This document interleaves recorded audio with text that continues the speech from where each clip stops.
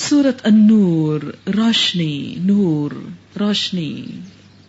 سورت النور وہ سورت ہے جس میں پردے کے احکامات بیان ہوئے ہیں، اور اس سورت کا نام روشنی رکھا گیا. ہم سمجھتے ہیں کہ اگر ہم نے پردہ کر لیا تو اندھیروں میں چلے جائیں گے، بیکورڈنس ہو جائے گی، 1400 سال پرانی باتیں ہوں گی. نہیں، روشنی ہوگی، روشنی. النور. بسم اللہ الرحمن الرحیم.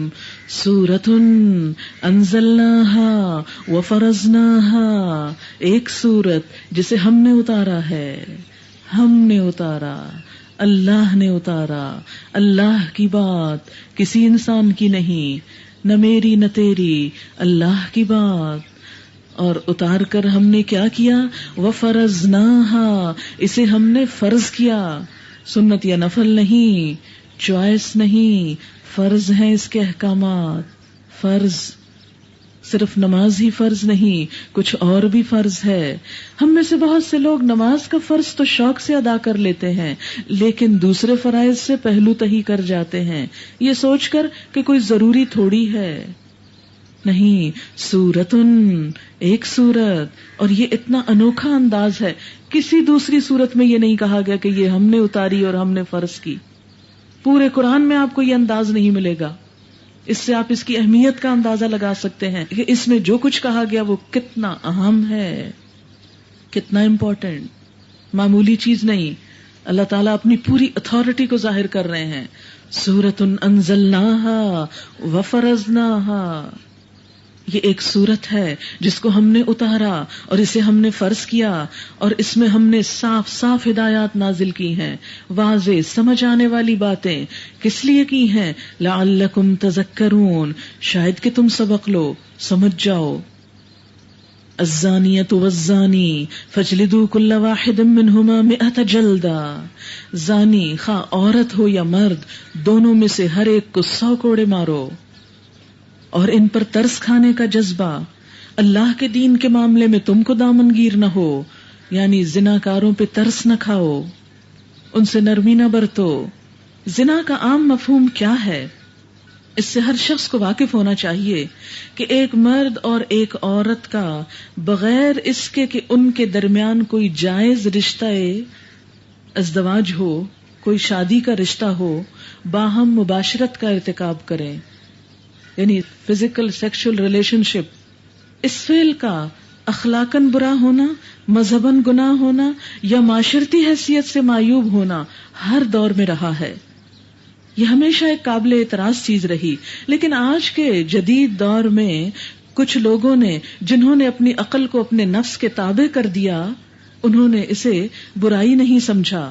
ان کے نزدیک اگر کسی شخص پر جبراً ایسا ہوتا ہے تو برائی ہے، اگر کوئی اپنے آپ کو خوشی سے آفر کر رہا ہے اپنی مرضی اور پسند سے تو پھر وہ برائی نہیں. لیکن دین اسلام میں دونوں ہی صورتیں بری ہیں، جرم ہے، گناہ ہے، اتنا بڑا گناہ ہے کہ جس کی سزا دنیا میں بھی دی گئی کہ اگر پتا چل جائے تو دنیا میں بھی اس کی سزا دو، ایسی عبرتناک سزا سب کے سامنے کہ دوسرے دیکھنے والے اس سے ہول کھائیں اور اس جرم سے باز آ جائیں.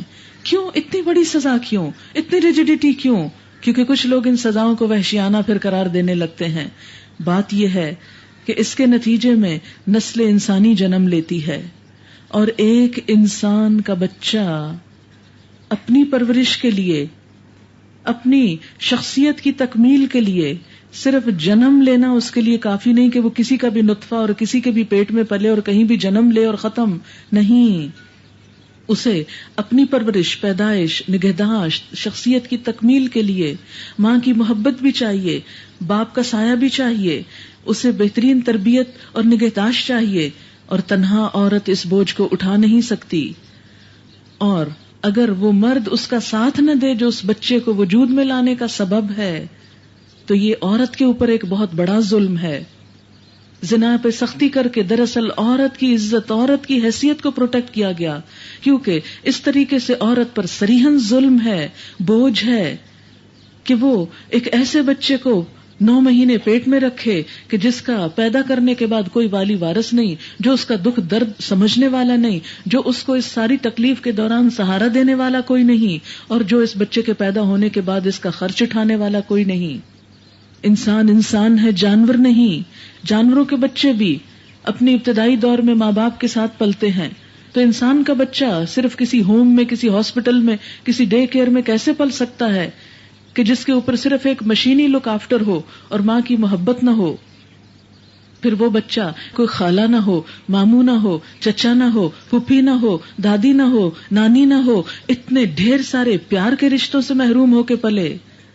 وہ انسان، اس کے دل میں بڑے ہو کر انسانیت کی محبت، انسانیت کی قدر اور انسانیت کے لیے رحم کے جذبات کہاں سے آئیں گے؟ جس بچے کو بے نام و نشان، بغیر کسی محبت کے پلنا پڑا، وہ بڑے ہو کر کسی کو محبت اور کیئر کیسے دے سکتا ہے؟ اس لیے اللہ تعالیٰ نے انسانی نسل کی پیدائش کے لیے سخت ڈسپلن اور ضابطہ رکھا کہ ایک مرد اور عورت ایک قانون میں، ایک ایسے معاہدے میں جس پر وہ بندوں کو بھی گواہ بنائے، اللہ کو بھی گواہ بنائے، اور ایک دوسرے کے حقوق کا خیال رکھتے ہوئے نئی نسل کو پیدا کریں، ان کے بھی حقوق کا خیال رکھیں، اور دونوں ایک دوسرے کی ذمہ داریاں بھی پوری کریں، اور اس کے ساتھ ساتھ وہ اپنے اس کپل میں ایک دوسرے کے ساتھ بے وفا بھی نہ ہوں۔ کیونکہ جب عورت کو پتہ چلتا ہے کہ اس کا شوہر کسی اور میں انٹرسٹڈ ہے تو وہ اپنی ذات میں بھی انٹرسٹ چھوڑ دیتی ہے، اپنے بچوں میں بھی انٹرسٹ چھوڑ دیتی ہے، اپنے گھر کو بھی صحیح معنی میں صحیح طور پر لک آفٹر نہیں کر سکتی۔ اسی طرح اگر کسی شوہر کو یہ شک ہو جائے کہ اس عورت کے پیٹ میں پلنے والا بچہ میرا نہیں کسی اور مرد کا ہے، تو وہ کبھی بھی شوق سے اپنی بیوی پر اور بچے پر اور گھر پر خرچ نہیں کر سکتا، وہ یکسوئی سے کما نہیں سکتا، اور اس طرح ایک خاندان جب ٹوٹتا ہے، ایک خاندان کے اندر جنگ ہوتی ہے، تو یہ اس کے اثرات صرف خاندان نہیں، 2 افراد کے درمیان نہیں، پورے معاشرے تک پھیلنا شروع ہو جاتے ہیں۔ کبھی آپ نے سوچا کہ آج کے دور میں ڈائیورس کا ریٹ مغرب میں تو بڑھا تھا، ہمارے ملک میں بھی کیوں بڑھتا چلا جا رہا ہے؟ اس کی بنیادی وجہ یہ ہے کہ خاندانی زندگی کے بندھن ڈھیلے ہونے لگے، مرد اور عورت آپس میں وفادار ہونے کی بجائے بے وفا ہوتے چلے گئے، اپنی بیوی گھٹیا چیز نظر آنے لگی، اور اس کے برعکس باہر بہت سی چیزیں بہت خوبصورت اور بہت اعلیٰ درجے کی اپنی خون پسینے کی کمائی اپنی بیوی پہ خرچ کرنے کی بجائے اور عورتوں پہ خرچ ہو رہی ہے۔ یہ کہاں کا انصاف ہے؟ کیا یہ عورت کے اوپر ظلم نہیں؟ تو زنا سے جب بچایا گیا یا بچنے کو کہا گیا تو دراصل عورت کو پروٹیکٹ کیا گیا، اس کی حفاظت کی گئی کہ وہ ایک قیمتی چیز ہے، اسی لیے ہر اس راستے کو بند کر دیا گیا جہاں سے زنا کا ارتکاب ہو سکتا ہو۔ سب سے پہلے انسان کے نفس کی اصلاح کی گئی، آخرت کی باز پرس کا خوف دلایا گیا، نکاح کی تمام آسانیاں پیدا کی گئیں، ایک بیوی سے تسکین نہ ہو تو 4 تک کی اجازت دی گئی کہ شادی کے بغیر مت رکھو تعلق کسی سے، جس عورت سے تعلق رکھو اس کے سارے حقوق پورے کرو، اسے عزت کے ساتھ ٹھکانہ دو۔ پھر اسی طرح اگر باہم موافقت نہ ہو تو طلاق اور خلا کا راستہ رکھا، اور باہم خاندانوں کو ایک دوسرے کے ساتھ ان 2 یعنی کپل کے درمیان اگر کوئی لڑائی جھگڑا ہو تو انہیں ایک دوسرے کے درمیان صلح کرانے کے لیے، مصالحت کے لیے افراد مقرر کیے گئے، اور حتیٰ کہ لونڈی غلاموں کو بھی مجرد نہ چھوڑا جائے، ان کو بھی گھروں میں پروٹیکشن دی جائے، اور زنا کی رغبت دلانے والی تمام چیزوں کو بین کیا جائے، فحاشی اور عریانی کو ختم کیا جائے، پروسٹیٹیوشن کو ختم کیا جائے، تاکہ گھر محفوظ رہیں، مردوں کی دلچسپی اپنے گھروں، اپنی بیوی، اپنے بچوں کے ساتھ رہے، اسی طرح عورتوں کی دلچسپی اپنے بچے اور اپنے شوہر کے ساتھ رہے، اور ایک گھر پوری وفاداری کے ساتھ پروان چڑھے جس میں خوشیاں ہی خوشیاں ہوں، جس میں آپس میں ایک دوسرے پر اعتماد ہو، آپس میں ایک دوسرے کے لیے سکون ہو، ایک دوسرے کے لیے خوشی ہو، نہ کہ ایک دوسرے کو کاٹ کھانے کو دوڑیں۔